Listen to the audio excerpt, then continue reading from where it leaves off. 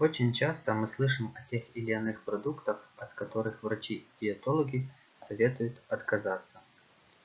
Практически всегда в этом перечне сладкие газированные напитки, чипсы, конфеты, которые содержат гигантское количество калорий в сочетании с химическими добавками, генетически модифицированными продуктами, красителями и ароматизаторами.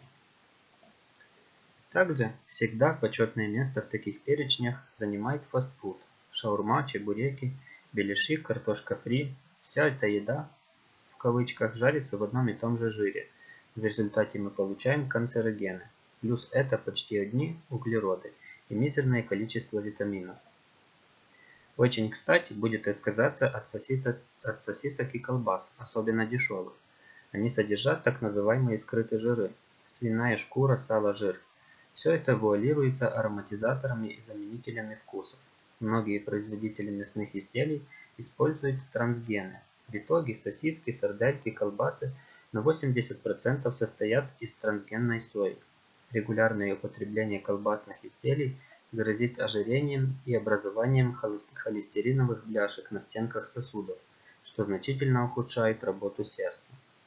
Всемирная организация здравоохранения доказала, что дешевые колбасы и сосиски, обработанные мясные изделия, являются самыми настоящими ядовитыми канцерогенами, провоцирующими онкологические заболевания. Чаще всего любители недорогих колбас и сосисок заболевают раком толстого кишечника, прямой кишки, поджелудочной железы и мочевого пузыря. Особенное место занимает маргарин.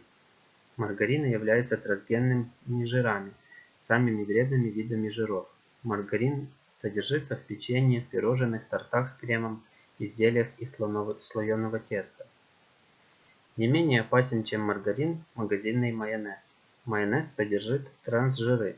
Они приводят к онкогенезу, атеросклерозу, увеличивают риск развития сахарного диабета, ухудшают иммунитет. Что касается кетчупа, то он содержит стабилизаторы, эмульгаторы, консерванты и химические красители, а также почти на 20% состоит из сахара. Ну и конечно же шоколадные батончики, конфеты и леденцы.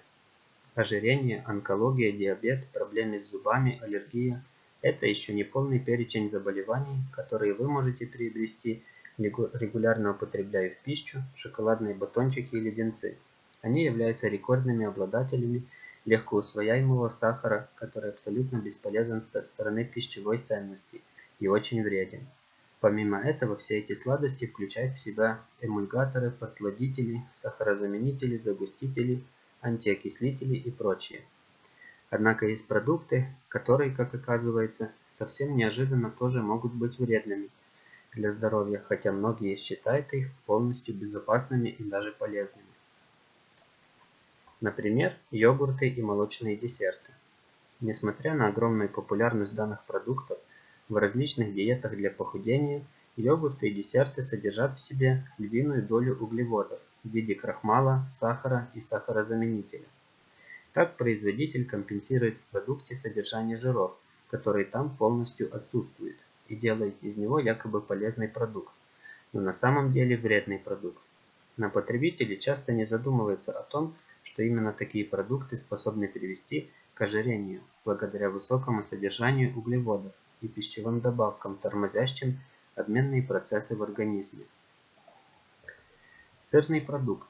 Согласно технологиям производства, низкой стоимостью может похвастаться лишь сырный продукт, в составе которого нет ни капли молока в отличие от натурального сыра.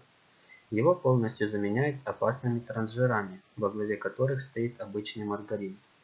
Часто употребляя сырные продукты, можно столкнуться с изжогой, различными болезнями сердечно-сосудистой системы и многими другими неприятностями. Если вы все-таки решили купить твердый сыр, то перед покупкой убедитесь, что вы не покупаете сырный продукт или молокосодержащий продукт.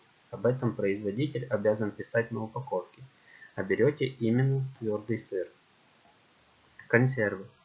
Привычка постоянно заменять свежие натуральные продукты консервированными ничего хорошего нашему здоровью не сулит. От рыбных консервов гораздо больше вреда, чем пользы, ведь для сохранения вкусовых качеств на столь длительный срок используется масса вредных пищевых добавок, стабилизаторов, консервантов, которые при регулярном употреблении нарушают обмен веществ. Часто производители используют бензопирен, вредное и опасное вещество, способное вызывать онкологические заболевания. Белый хлеб. Хлебобулочные изделия из муки высших сортов являются представителями быстрых углеводов, которые влекут за собой получение большого числа калорий. Этот излишек откладывается на талии в виде жирового запаса и постепенно приводит к ожирению. Кроме этого, в состав хлеба часто входят вредные добавки, которые грозят появлением болезней сосудов, пищеварительной системы, раковых образований. Полуфабрикаты. Бесспорно, замороженные пельмени, котлеты, вареники, зразы и блины выглядят очень аппетитно, но в составе таких блюд крайне редко бывает что-то хорошее. Чаще всего они состоят из некачественного мяса и субпродуктов, смешанных с трансжирами, фосфатами и другими вредными веществами. Кроме этого, эти продукты нередко подвергаются повторной заморозке и хранятся как попало, а потому способны запросто спровоцировать пищевое отравление. Соль. Здоровому взрослому человеку требуется всего 5 граммов соли в день. Мы же, как правило, съедаем значительно больше – 10-15 граммов соли.